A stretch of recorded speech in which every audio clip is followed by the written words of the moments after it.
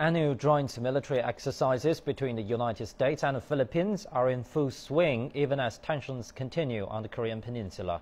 A senior Philippine official has opened the possibility of re-establishing U.S. bases in the country if a war breaks out. The two sides are now preparing for the worst in their war games and yet hoping for the best. Barnaby Low reports.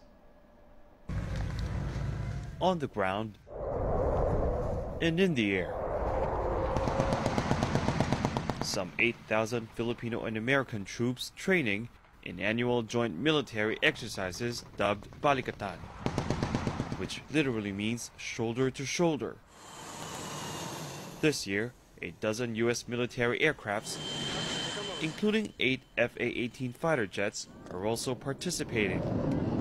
Critics say it's a real show of force at a time of heightened regional tensions, raising fears that the Philippines could be dragged into a conflict that has the DPRK threatening South Korea, Japan, and the United States with a nuclear strike.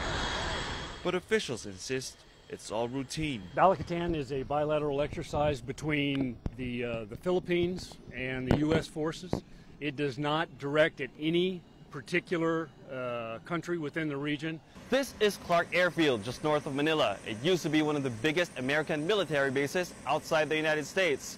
This year, it's one of the sites for Balikatan exercises.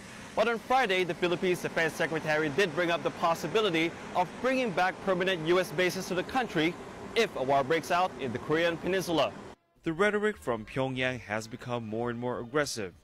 U.S. defense officials say the DPRK is likely to test fire a missile within the next few days, a move that U.S. Secretary of State John Kerry says would be a huge mistake.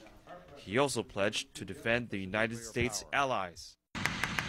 But analysts say there's little chance of a war, and certainly not a permanent presence of U.S. troops in the Philippines, according to U.S. military officials. We do rotational presence with many countries throughout the region. We come in like we're doing here with Balikatan for a given period.